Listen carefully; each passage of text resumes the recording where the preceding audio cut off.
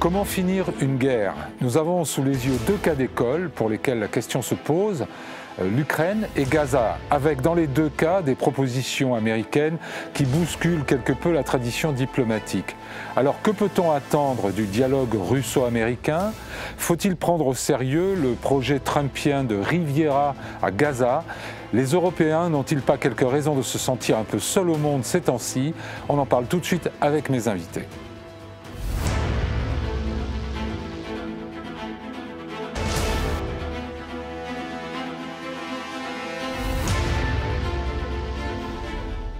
Sylvie Bermann, bonsoir. Bonsoir. Vous êtes ambassadrice de France, vous avez été en poste dans 3 pays membres permanents du Conseil de sécurité de l'ONU, la Chine, le Royaume-Uni et la Russie. Et à chaque fois, vous étiez la première femme à occuper ce poste, ces fonctions.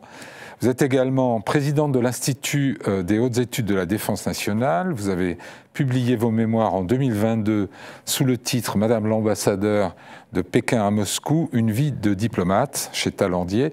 Et d'ailleurs, France Culture a consacré l'an dernier un podcast en 5 épisodes sur le même titre. Martin Motte, bonsoir. Vous êtes normalien, agrégé docteur en histoire, directeur d'études à l'École pratique des hautes études. Vous dirigez également le cours de stratégie à l'École de guerre.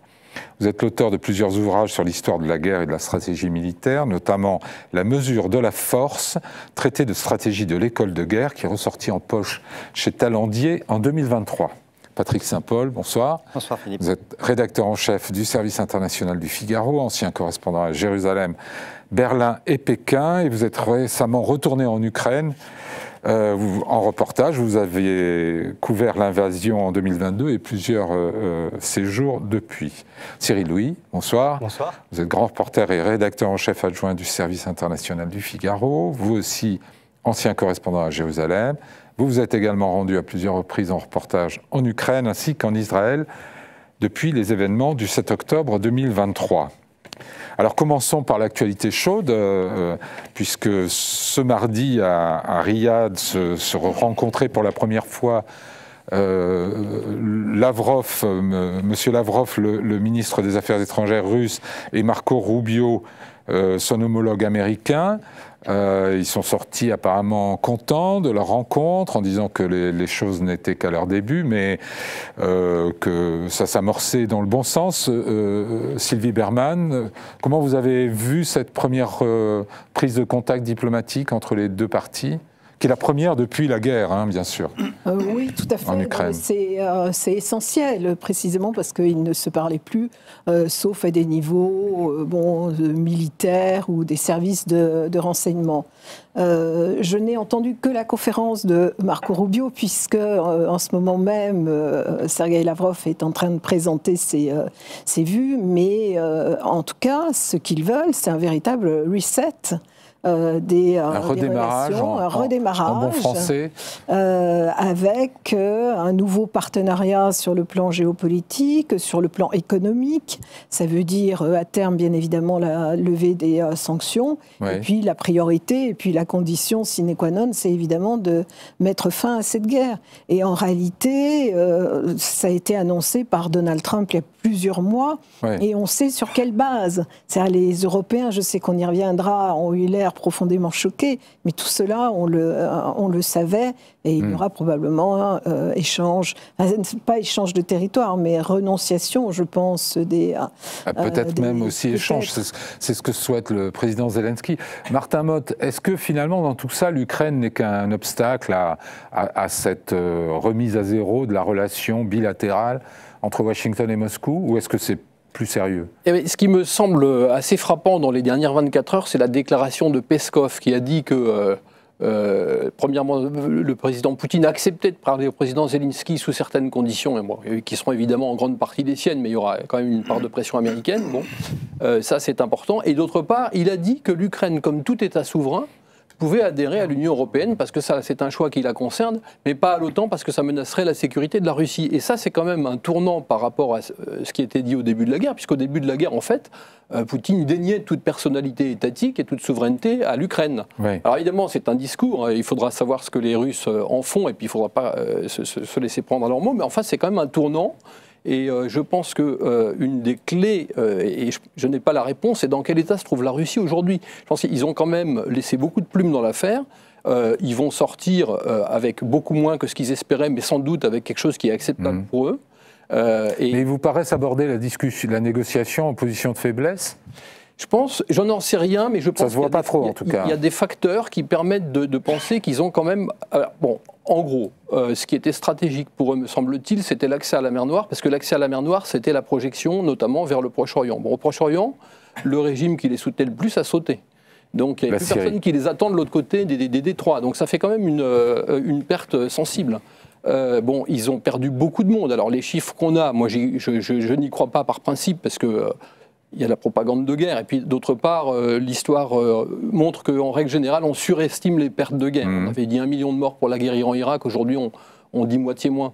Mais enfin, ils ont laissé des plumes, ils étaient à l'offensive, et les chiffres qu'on a semblent indiquer qu'ils avaient plus de pertes que les Ukrainiens, ce qui est normal parce qu'ils sont à l'offensive. Mais il y a peut-être une nuance entre avoir perdu des plumes sur le terrain, ce qui ne fait aucun doute, et aborder une négociation diplomatique en position relativement forte. Mais ils sont, à mon avis, en position forte pour garder leurs acquis, c'est-à-dire les 18% de l'Ukraine qu'ils occupent. Ça, je suis absolument persuadé qu'ils ne les lâcheront pas. Et que les Américains ne souhaitent pas qu'ils les lâchent. Le fond de l'affaire, ici, Patrick Saint-Paul, c'est de savoir si les Russes et les Américains peuvent, à eux seuls, discuter et trouver une issue à cette guerre en Ukraine. Qu'est-ce que vous en pensez ? Oui, déjà ça paraît curieux de négocier sans les Ukrainiens qui ont quand même leur mot à dire. Oui, alors les Américains n'ont pas tout à fait fermé la porte à la participation des Ukrainiens, mais elle n'est pas... Oui, ils ont dit qu'il faudrait que l'accord soit acceptable par les deux parties. Il y a une certitude, c'est que si l'accord n'est pas acceptable pour les Ukrainiens, et ça je pense que les Américains le savent aussi, les Ukrainiens ont déjà dit qu'ils continueraient de se battre et qu'ils ne respecteraient pas l'accord. Après, la présence des Européens paraît assez indispensable à partir du moment où on ferme la porte de l'OTAN et qu'on doit offrir une garantie de sécurité aux Ukrainiens. Le sentiment qu'on a, c'est que d'ailleurs il y a un questionnaire qui a été soumis par les Américains à la conférence de Munich à ses alliés européens pour savoir ce qu'ils étaient prêts à donner assez concrètement en termes de militaires, de brigades, etc. à déployer en Ukraine. La garantie militaire de sécurité, c'est d'envoyer des troupes pour garantir un accord de cessez-le-feu s'il y en a un.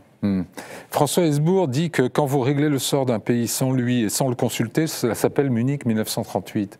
C'est à ça qu'on assiste, Cyril Louis, d'une certaine manière. Si on se place sur le strict terrain moral, ce qu'il ne faut sans doute pas faire en matière de politique internationale, mais si on se place sur le strict terrain moral, c'est vrai que de la part d'un pays qui a soutenu activement l'Ukraine et en première position l'Ukraine depuis février 2022, il y a là un revirement frappant dans l'idée de négocier avec la puissance agresseur, la puissance qui a envahi l'Ukraine en 2022. Très concrètement, si les États-Unis cessent de fournir des munitions et de soutenir l'Ukraine dans tout un tas de domaines, de systèmes de commandement, de logistique, de guerre électronique, il est très vraisemblable que l'Ukraine aura du mal à continuer la guerre très longtemps, à moins que les Européens n'augmentent de manière très spectaculaire leur soutien, et on n'est pas très sûr que ce soit raisonnable de l'envisager à ce stade. Oui.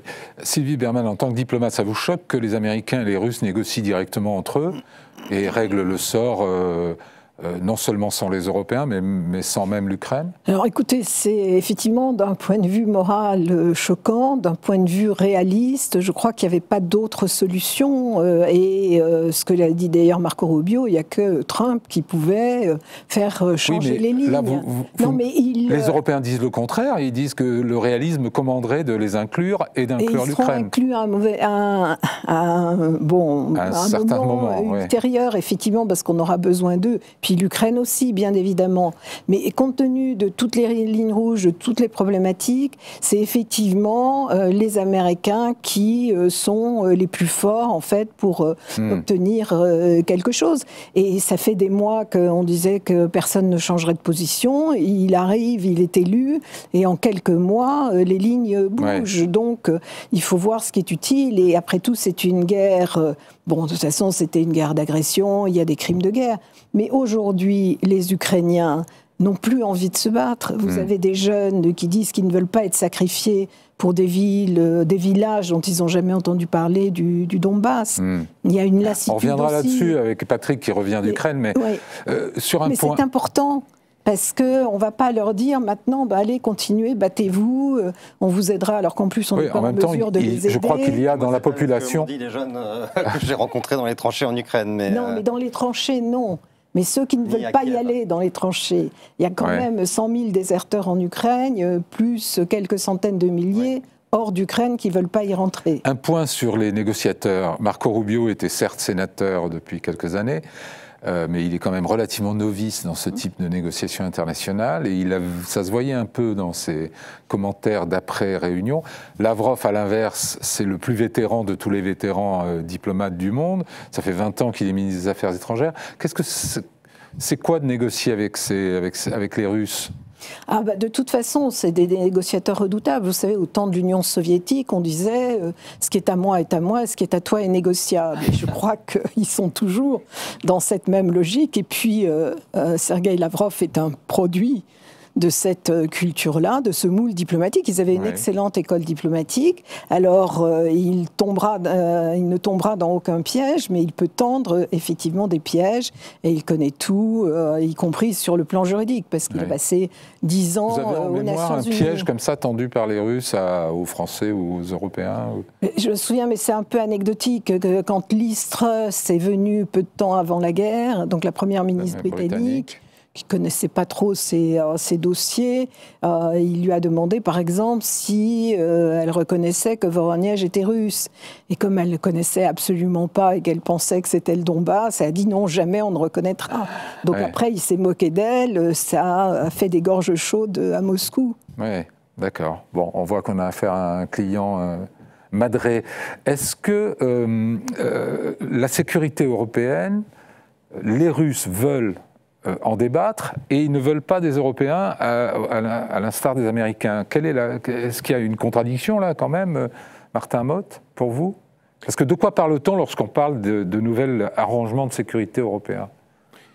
Il faudrait connaître les buts ultimes des États-Unis. Est-ce qu'ils veulent une alliance avec Poutine contre les Chinois, auquel cas l'Europe devient complètement secondaire, ou est-ce que ça a été formulé par Kellogg, notamment le général Kellogg, qui a expliqué qu'un des buts des États-Unis, c'était d'essayer d'arracher la Chine à la Russie, à son alliance avec la Chine, la Corée du Nord et l'Iran. Oui, mais à côté de ça, on a la déclaration du secrétaire d'État à la Défense américaine il y a 5-6 jours, disant qu'il n'était pas question de remettre en cause le partenariat privilégié avec l'Europe, et simplement que c'était un partage du fardeau.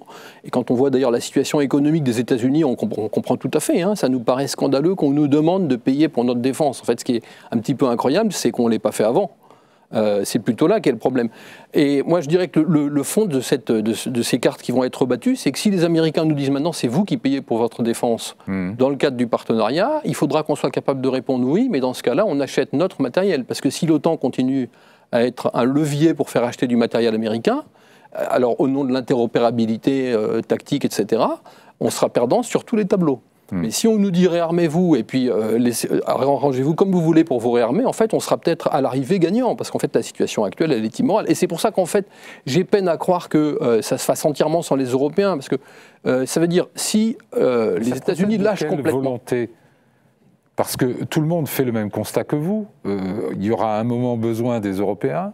Des garanties de sécurité dans lesquelles les Américains disent qu'ils ne veulent rien mettre, ni argent, ni troupes. Donc il faudra bien les trouver quelque part.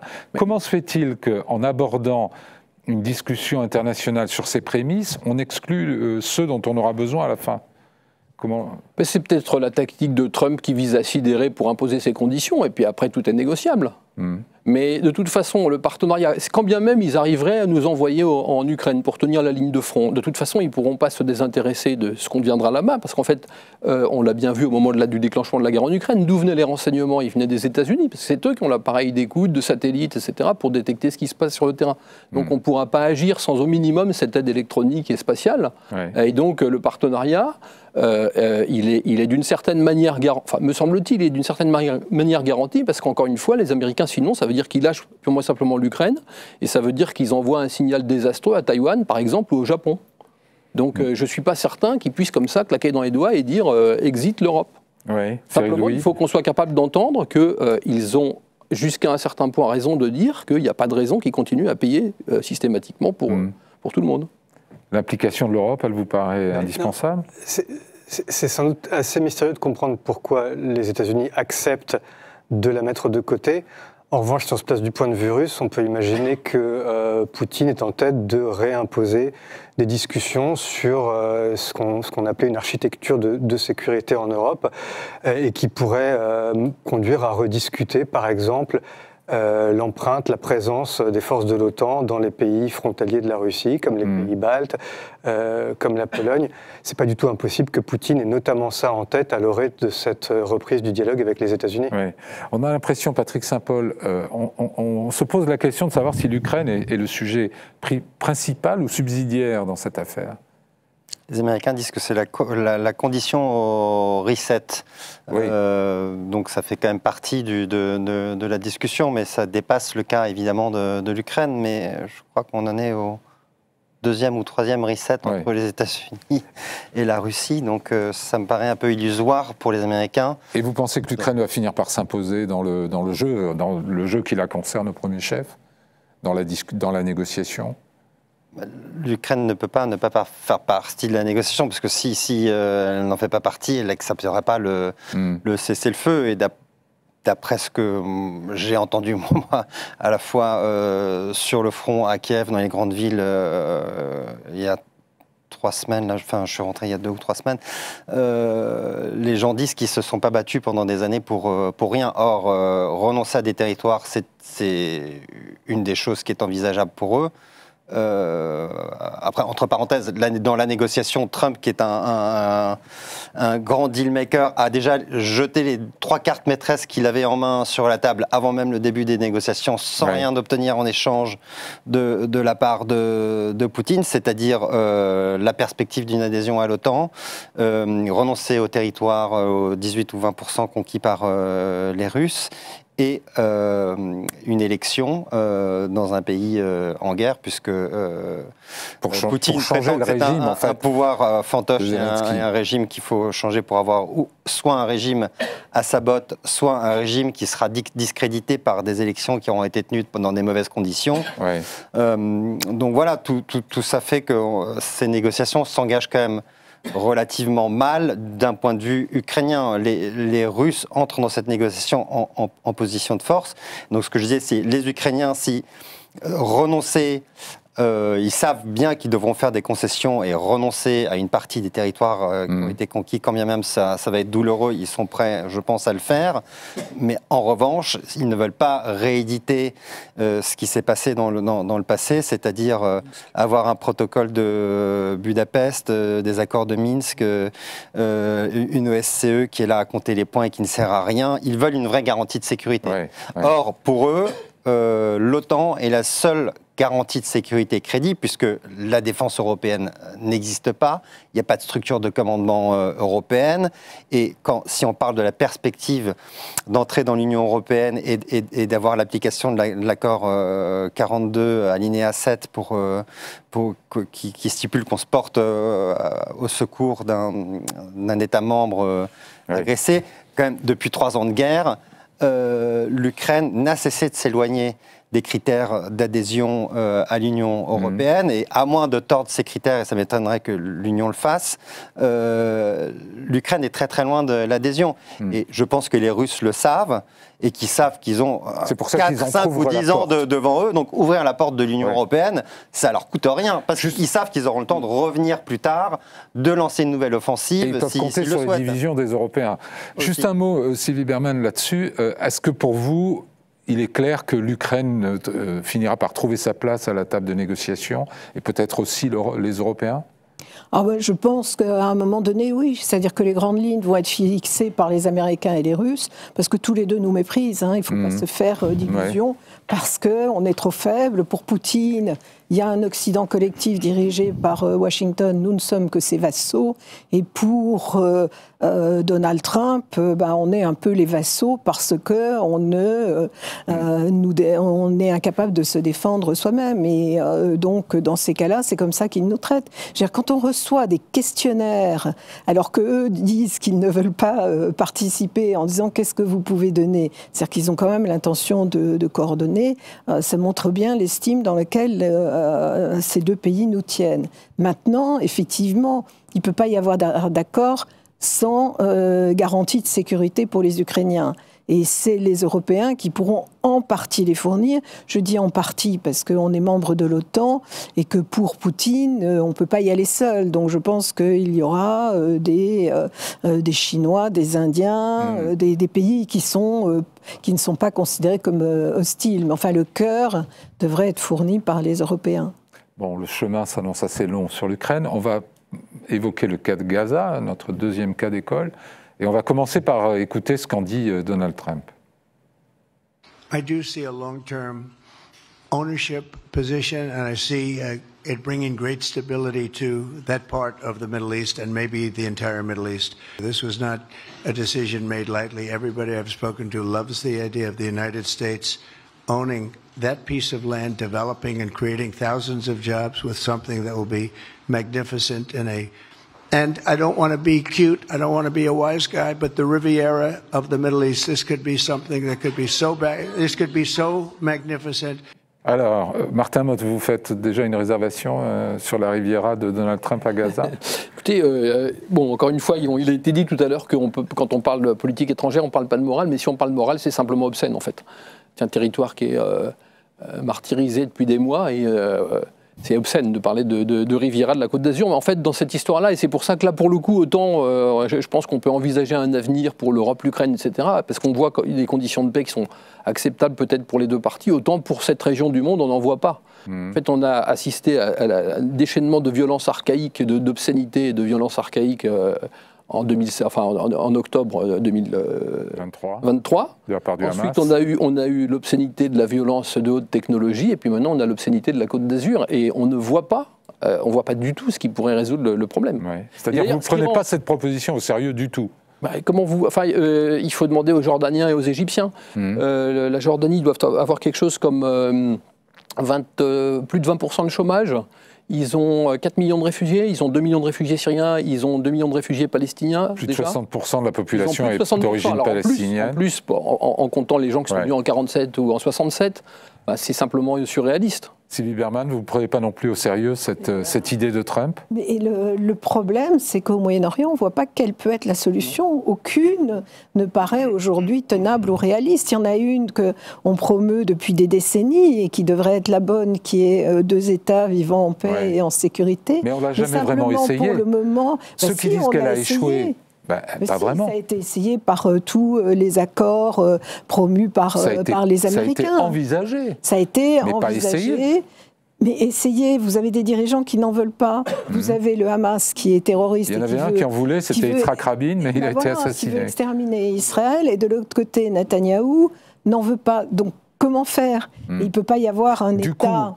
A contrario, il faut peut-être voir ce qui peut être retenu dans la proposition de Trump. Le problème, c'est que vous avez à peu près 2 millions d'habitants. Qu'est-ce que vous en faites pendant que vous construisez votre Riviera? Trump les dégage. Non, mais je sais, il les dégage. Mais les Égyptiens n'en veulent pas. Parce que, bon, à l'origine, c'est quand même les frères islamistes. On est quand même dans un monde... Les frères musulmans, pardon. Et de l'autre côté, les Jordaniens n'en veulent pas non plus. C'est quand même surréaliste que la première puissance mondiale mette sur la table un projet de nettoyage ethnique massif.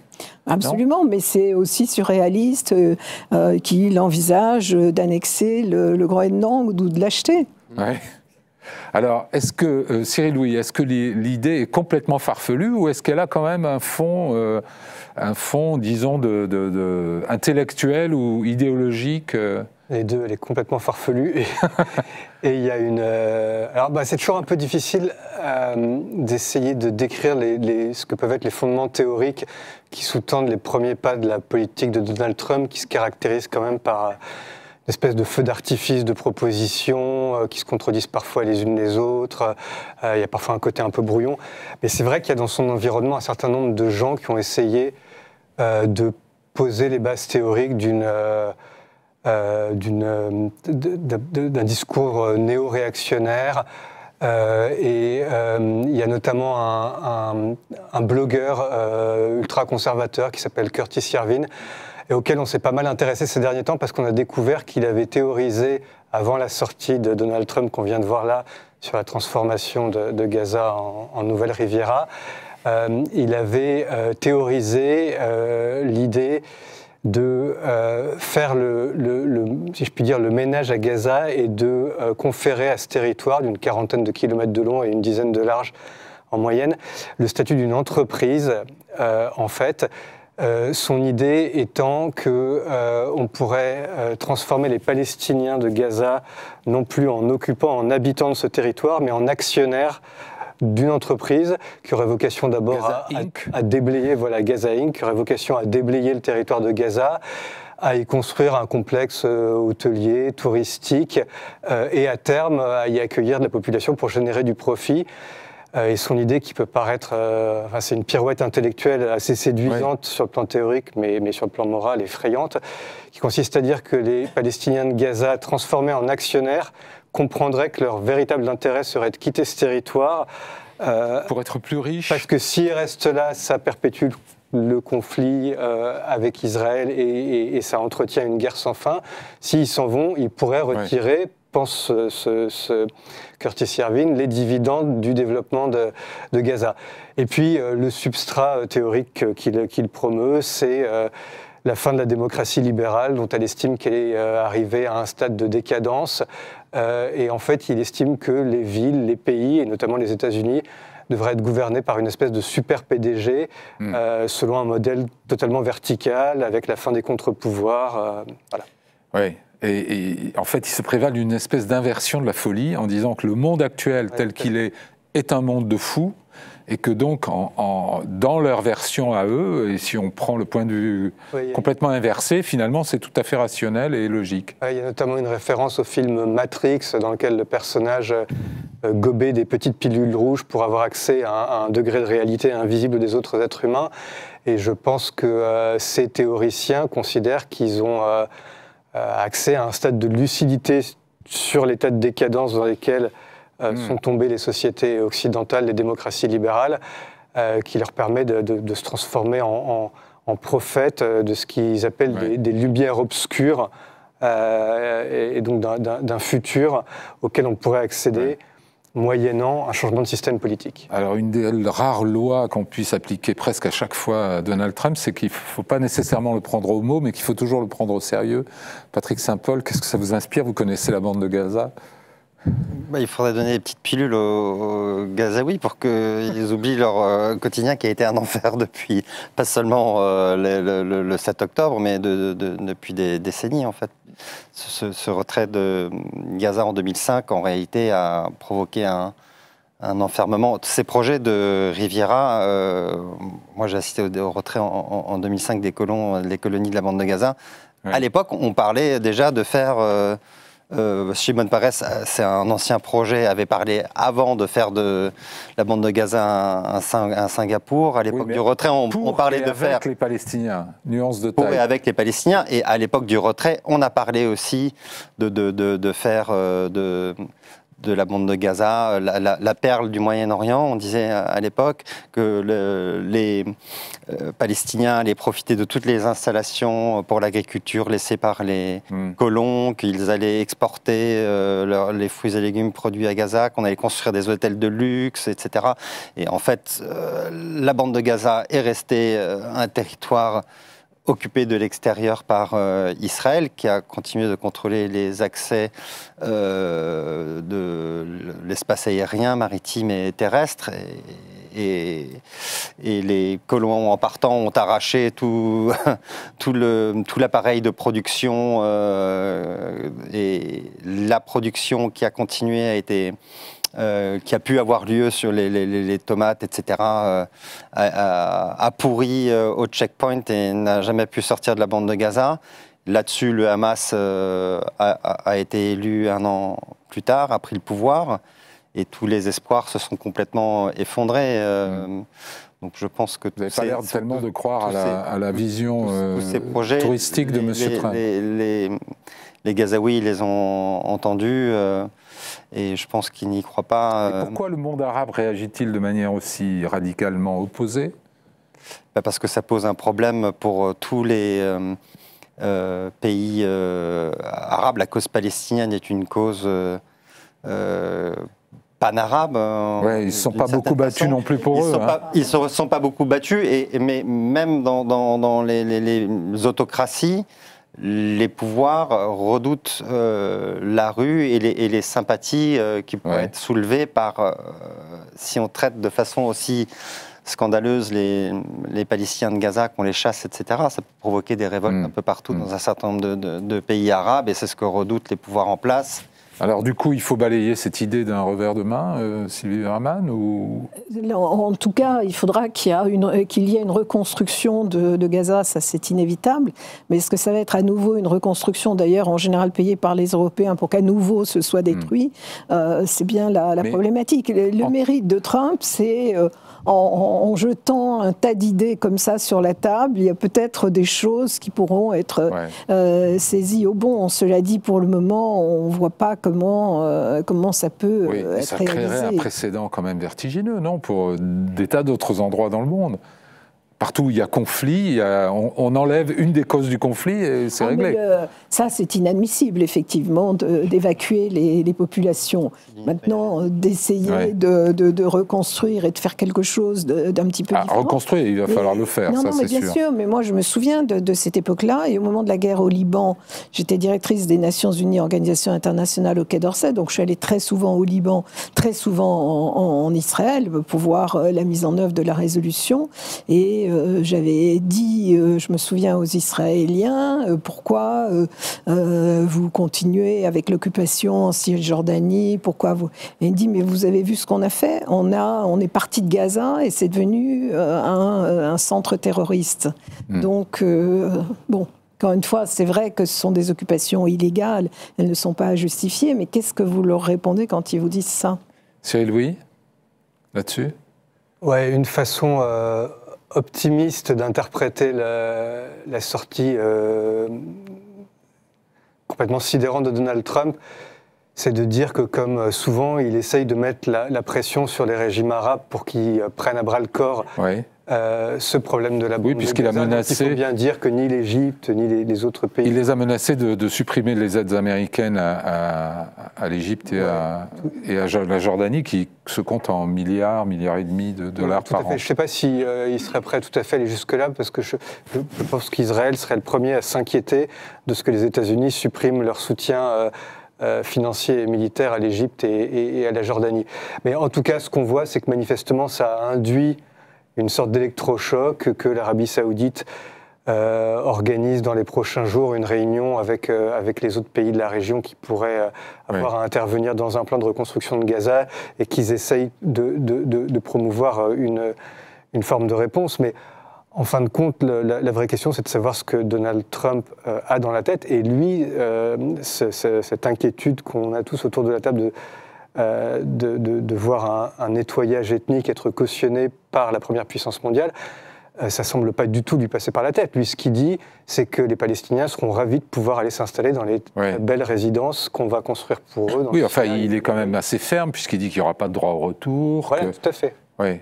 Ce qui me frappe, moi, sur ces deux attitudes de Trump, à la fois sur l'Ukraine, on a l'impression qu'il a une méthode, Donald Trump, qui est de parler aux Russes, mais il n'a pas vraiment de plan. Le plan, c'est plutôt celui de Poutine. Et il me semble que sur Gaza, c'est l'inverse. Il a un plan, mais il n'a pas vraiment de méthode. Et la méthode, ça sera peut-être celle de Netanyahou, qui dit « je vais mettre en œuvre le projet de Donald Trump ». Sylvie Berman. Il y a aussi un élément, c'est effectivement, vous avez mentionné l'Arabie Saoudite, c'est qu'en fait, il y a eu une réussite diplomatique de Donald Trump pendant son premier mandat, qui sont les accords d'Abraham, qui devaient être parachevés par la normalisation entre l'Arabie Saoudite et Israël. Et Ben Salman en rêve. Donc maintenant, il ne peut plus mettre de côté la question palestinienne, donc c'est pour ça qu'il s'efforcera de trouver une solution. Mais lui, ce qu'il souhaite, c'est établir ses relations, c'est développer tout. Et on voit d'ailleurs, avec la technologie. C'est l'occasion de souligner le rôle assez clé des Saoudiens dans toute cette affaire, puisqu'ils détiennent un levier important en revendiquant, eux, que soit pris en compte le cas des Palestiniens, et aussi dans leur rôle de médiation, y compris sur l'Ukraine. Ils ont les finances pour reconstruire aussi. Et ils ont les finances pour reconstruire.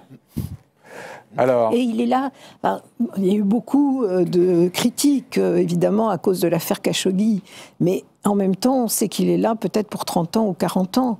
Donc on est obligé de faire avec. Hein. Ouais. Il y a 193 pays dans le monde et il doit y avoir moins d'une trentaine de démocraties. Si on demande aux Européens de reconstruire Gaza, ce ne sera pas la première fois.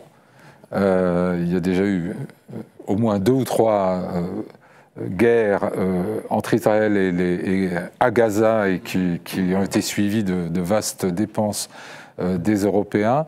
Les Européens qui, sur ce dossier aussi, ne sont pas vraiment consultés.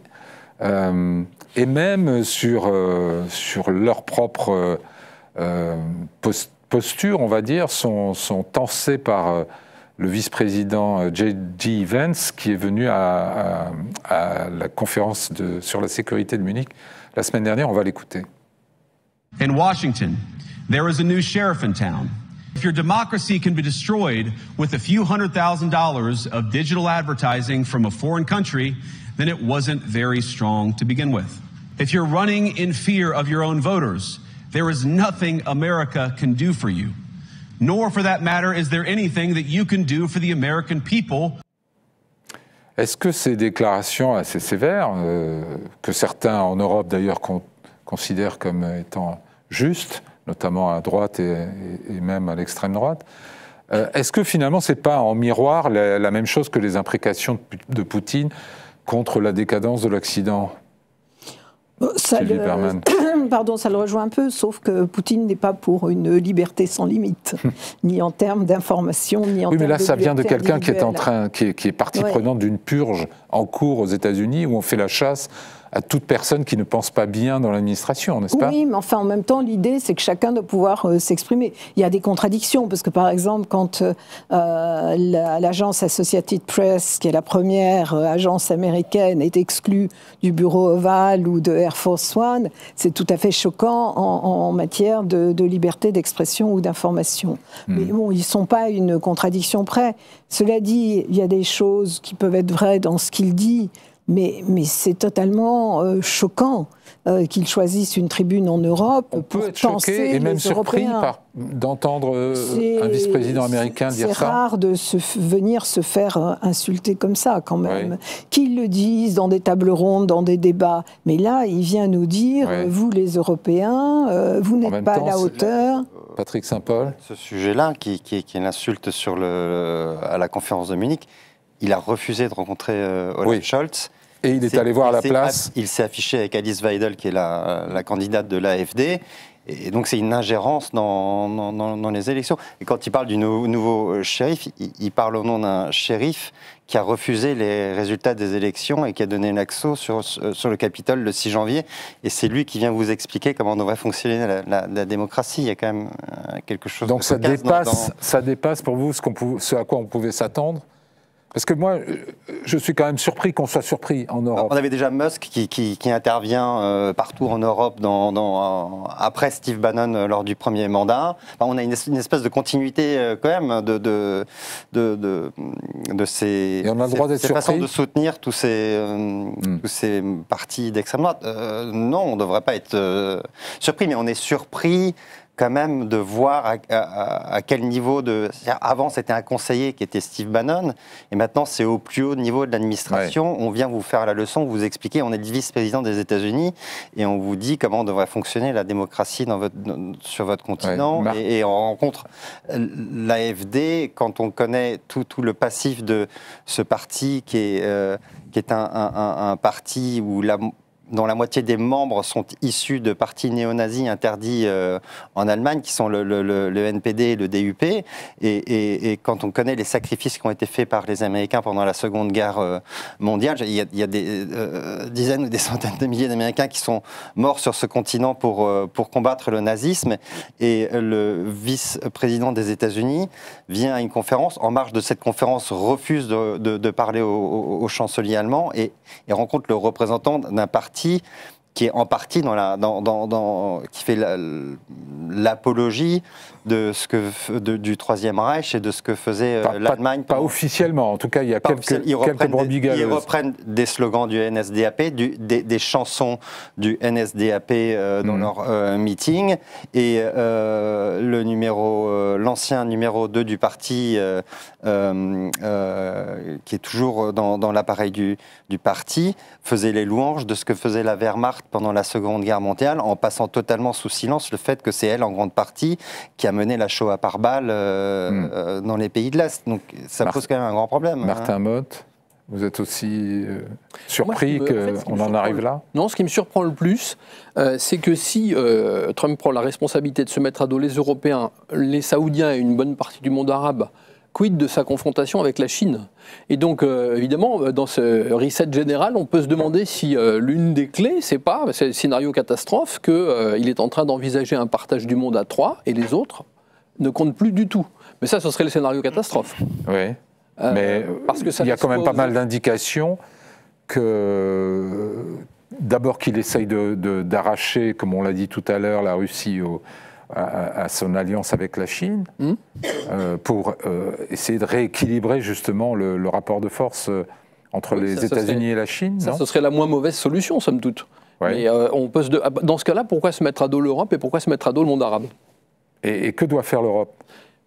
Si on est dans ce schéma-là, il est presque nécessaire que les alliances de l'Europe... Alors, soit l'Europe évolue comme une sorte de Suisse mondiale, c'est-à-dire qu'elle devient neutraliste. Ouais. Elle devient neutraliste, mais il faut rappeler, moi je connais un peu l'histoire de la Suisse, notamment la Seconde Guerre mondiale. La neutralité suisse, elle n'hésitait pas à appuyer son indépendance en abattant les Messerschmitt allemands quand ils s'aventuraient au-dessus de la Suisse. C'est arrivé une ou deux fois dans la Seconde Guerre mondiale. Donc là aussi, il y a des responsabilités. On ne peut pas être la Suisse sans avoir un appareil de défense crédible. Mais on négocie avec tout le monde, on commerce avec tout le monde, on sanctuarise notre territoire. Ou alors, on essaye de nouer des partenariats, typiquement avec le monde arabe. Sauf que nous sommes divisés, il est divisé. Donc, effectivement... mais bon, si tout devient extrêmement fluide, ce sera des alliances à la carte, où on ne regardera pas trop l'idéologie. Il y a l'Inde qui peut être un partenaire. Bon, si on commence à transposer les jugements qu'on a portés sur Poutine à Narendra Modi, on va tomber aussi sur quelques petits problèmes sans doute. Donc là, on rentre dans un jeu qui devient très très machiavélien et je ne suis pas certain qu'on ait le choix de faire autrement. Ouais. Cyril Louis, les Européens le spectacle qu'ils ont donné ces dernières 72 heures n'est pas très rassurant. Celui d'abord de dirigeants sonnés, sidérés par la diatribe, le réquisitoire de J.D. Vance. Et puis Emmanuel Macron a suscité assez rapidement cette réunion à une dizaine à l'Élysée. Lundi soir, oui. Qui, d'un côté, met en scène le fait que les dirigeants des grands pays européens ont conscience de la gravité de la situation et de l'urgence d'y apporter une réponse politique. Et puis d'autre part un symbole de division parce que y a tous les dirigeants, et ils commencent à être nombreux maintenant, dirigeants européens qui ne se rallient pas derrière le panache d'Emmanuel Macron, voire qui expriment leur sympathie envers la Russie de Poutine. Et puis il y a des désaccords flagrants sur l'opportunité d'envoyer des troupes européennes pour garantir un éventuel cessez-le-feu en Ukraine, de construire une autonomie stratégique européenne, de cesser de s'approvisionner exclusivement ou principalement auprès des fournisseurs d'armes américains et d'essayer de développer une industrie de défense digne de ce nom en Europe. Oui. On voit plus de questions non tranchées, de divisions, de désaccords que d'unanimité ces jours-ci en Europe. Les divisions des Européens, Sylvie Bermann, c'est le point faible Oui, bien dans sûr. notre réponse. Oui. Ben, de toute façon, on est divisé sur tous les sujets. On parlait juste avant du Moyen-Orient. Il n'y a pas 4 pays qui ont la même position. Hein. Il y a des pays qui ont reconnu d'ailleurs la Palestine, d'autres non. Est-ce que ce n'est pas un péché mortel dans les circonstances actuelles? Oui, mais que voulez-vous y faire? En matière de politique étrangère et de défense, les réactions sont souveraines, en fait. Ouais. Et on n'a pas de... Quand on parle de la politique étrangère commune, on dit bien commune et pas unique. Donc on s'efforce de trouver effectivement des points communs. C'est souvent le plus petit commun dénominateur. Et je crois qu'avec le choc de la guerre en Ukraine, il y a eu une unité qui a duré pendant à peu près 3 ans, bon, à l'exception de la Hongrie, de la Slovaquie, mais qui finissent plus ou moins par se rallier, même s'ils ne sont pas convaincus. Mais là, on va entrer dans des divisions qui sont encore plus fortes. Ça fait des années, des décennies même, que la France essaie de pousser à une autonomie stratégique de l'Union européenne. La plupart des pays l'ont refusé. Et si on prend un exemple, puisque je parlais tout à l'heure du Groenland, le Danemark. Le Danemark avait une exemption sur la défense européenne. Ils ne s'y sont ralliés qu'après la guerre en Ukraine. Et en fait, la première ministre danoise disait régulièrement qu'elle se sentait plus proche de Washington que de Paris ou Berlin. Et vous avez aussi ce problème-là, c'est que beaucoup préfèrent une tutelle éloignée, celle de Washington, à une tutelle proche, la tutelle française. Mais est-ce que ça, aujourd'hui, est-ce qu'aujourd'hui c'est de l'aveuglement? Est-ce que les Européens ont tort de croire qu'ils jouent toujours dans la même équipe que les Américains? Patrick Saint-Paul? Ça fait longtemps qu'ils jouent plus vraiment dans la même équipe que les. Et pourtant, on entend encore des déclarations comme celle de Mme Meloni hier soir, lundi soir, disant. Nous sommes, ça ne peut pas être un forum anti-Trump, nous sommes dans la même équipe.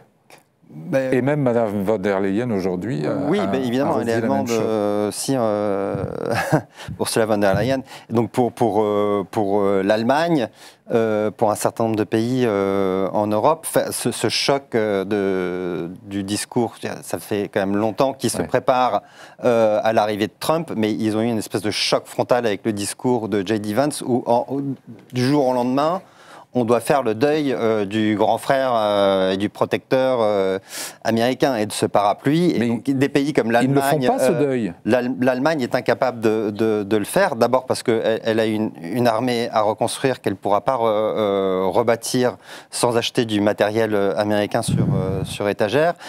La Pologne, c'est la même chose. La Pologne, on pourrait se dire, ils sont en première ligne quand même face à l'Ukraine, mais eux non plus ne veulent pas se mettre à dos les Américains. Et donc il y a ce vieux réflexe parce que ils semblent avoir des difficultés à faire ce saut. Il n'y a pas de la défense européenne, c'est un serpent de mer qui revient sans cesse et qui n'a jamais fonctionné. On parlait lorsqu'on a monté la brigade franco-allemande, on disait que c'était l'embryon de la défense européenne. Ça n'a jamais fonctionné. La brigade franco-allemande n'a jamais été déployée sur aucun front, dans aucun conflit, parce que, en fait, pour la déployer où que ce soit, il fait un vote du Bundestag. Et le Bundestag ne votera jamais une intervention armée. Ça a été déjà assez difficile de faire intervenir la brigade franco-allemande pour qu'elle fasse partie de la KFOR pour stabiliser la Bosnie. Et donc ça, c'était censé être l'embryon. Et c'est à l'image, d'une certaine façon, de ce qu'est la défense européenne qui, sans l'Allemagne, on voit difficilement comment elle pourrait fonctionner, mais avec l'Allemagne, c'est très compliqué aussi parce qu'il faut à chaque fois un vote du Bundestag et qu'il faudrait trouver une solution pour contourner ce vote si on veut monter une armée qui soit crédible. Martin Motte, il est trop tard pour la défense européenne? Non, on a quelque chose de très intéressant, parce que dans ce que vous dites, parce que il y a l'aspect capacitaire, c'est-à-dire mettre de l'argent pour avoir les équipements, et puis il y a l'aspect culturel. Oui. Moi, je crois qu'en fait, l'Allemagne pourrait doubler son budget de défense, pourrait construire tout ce qu'elle veut. Elle a un problème culturel qui est, on comprend, qui est hérité de la Seconde Guerre mondiale, évidemment. Et on ne changera pas les mentalités des officiers allemands en 5 ans ou 10 ans. Hein. C'est-à-dire que les officiers allemands, ils ont une formation idéologique qui vise à les détourner des tentations évidemment du passé, bon, ça, c'est à juste titre, mais qui en fait est un apprentissage systématique de la désobéissance politique. On leur parle de Clausewitz pour leur dire qu'il a désobéi en 1812 et qu'il est passé dans l'armée. On leur parle évidemment de von Stauffenberg à juste titre, mais c'est ça la formation. Et le fond du problème, c'est que l'officier allemand, enfin beaucoup d'officiers allemands, je pense, ont été formatés de telle manière qu'avant l'ouverture du feu, il faut relire tout Kant et tout Habermas. Donc il y a un véritable... Non, mais il y a un problème là. Donc il y a les aspects capacitaires, il y a les aspects. Mais vous voulez culturels. dire qu'ils sont élevés, enfin, qu'ils grandissent dans un sentiment de loyauté plus fort vis-à-vis des Américains que vis-à-vis de leur propre gouvernement? Non, vis-à-vis d'une conception extrêmement idéaliste des relations internationales et du rôle de l'Allemagne dans les relations internationales. Ouais. Et donc là, moi, l'armée européenne... Et la réalité en fait, ne peut pas les faire changer d'avis Oui, mais la réalité... Il y a des réalités qui font changer d'avis intellectuellement. Ce qui se passe en Ukraine nous a fait changer d'avis, les classes dirigeantes en Europe, bon, intellectuellement, mais ensuite existentiellement. C'est deux choses différentes de dire oui, il faut faire un effort supplémentaire et d'être prêt à aller au casse-pipe. Et ça, je pense que les Ukrainiens, ils ont dû changer parce que voilà, là, ils avaient la menace. Avec la perspective historique qui est la vôtre, vous pensez que c'est trop tard pour la défense européenne? Non, je pense pas ça. Je pense que le principe, c'est même pas trop tard ou pas assez tard, c'est que le principe lui-même, si on parle d'armée unique, bute sur une difficulté fondamentale, c'est qu'il n'y a pas de peuple européen et l'armée, c'est l'outil d'un peuple, c'est l'instrument d'un peuple. Il n'y a pas de peuple européen, par conséquent, il n'y aura jamais d'armée européenne. Et j'avais un camarade qui dit de manière humoristique, qui dit ce n'est pas la défense européenne qui est l'avenir de l'armée française, ce sont les armées françaises qui sont l'avenir de la défense européenne. C'est en fait les efforts consentis par les différentes armées, avec le risque de doublons. On dit oui, évidemment, on fait des doublons. Et on va peut-être revoir les Britanniques revenir dans le jeu par le biais de la défense européenne. Parce qu'ils sont largués par les Américains. Ils pensaient être l'intermédiaire privilégié, puis en fait, ils sont traités comme les autres. Donc, Sylvie Kaufmann. Le Brexit a été un désastre pour tout le monde. Ça a été un désastre pour eux parce qu'ils n'ont plus aucune influence et qu'effectivement, les Américains les méprisent autant que les autres. Et c'est un désastre pour nous aussi parce qu'on s'est retrouvés dans un tête-à-tête avec l'Allemagne alors qu'on n'a aucun point commun. Et quand il y avait un triangle, on arrivait en fait à avoir des positions qui renforçaient on essaye de rétablir le triangle avec les Polonais, mais ça ne marche pas. Non, ce n'est pas du tout le même niveau ni la même crédibilité dans le monde. Hein. C'est un pays important, mais ça n'a rien à voir.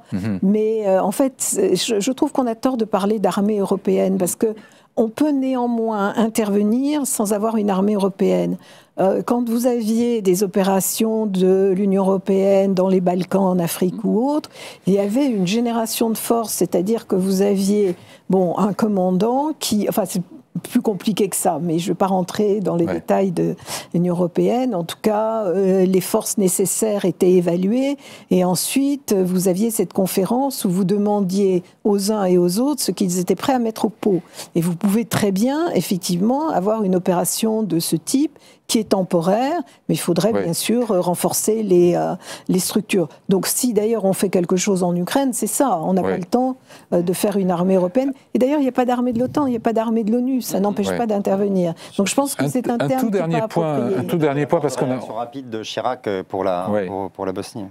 Il y a un certain nombre de gens en Europe qui disent finalement Trump c'est peut-être l'autocrate qu'il nous faut face aux autocrates chinois et russes. Votre avis très rapidement là-dessus, Martin Motte peut-être? L'autocrate qu'il nous faut à nous, Européens? Oui. Si on a une vision extrêmement optimiste et si on part du principe qu'il veut nous faire confiance à condition qu'on cède nous-mêmes, c'est-à-dire qu'on s'arme et qu'on pourra avoir une relation équilibrée, etc., pourquoi pas? Le problème, c'est que comme on ne connaît pas ses buts à long terme et que, par exemple, sur la question du Proche-Orient, il semble absolument délirant par rapport à nos critères d'analyse, pour l'instant, c'est impossible de répondre à cette question. On peut espérer.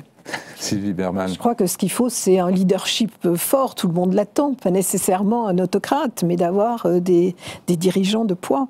Y compris à Washington, vous voulez dire? À Washington, en Europe, c'est essentiel. Je veux dire, si aujourd'hui on doit traiter avec des États-nations, enfin pas des États-nations, pardon, des États-continents, qui ont la force économique, financière, militaire pour eux, il faut que l'Union européenne ait des dirigeants beaucoup plus forts, soit au niveau fédéral, soit parmi les grands pays de l'Union européenne. De toute façon, on ne va pas les supprimer, ces hommes forts, c'est à la mode. Il nous reste 20 secondes. Cyril Louis, un mot peut-être sur cet autocrate qu'il nous faut? Au risque de paraître un peu old school, je pense plutôt que pour éviter la perspective d'avoir une propre autocratie importée en Europe, le mieux ce serait que Donald Trump nous fournisse le prétexte pour mieux nous coordonner et essayer de faire taire un peu nos divisions. Excellent, la voix de la sagesse qui s'est exprimée à la fin de cette émission. Merci beaucoup à vous quatre. Merci à vous de nous avoir suivis. Je vous donne rendez-vous la semaine prochaine. Très bonne semaine à tous.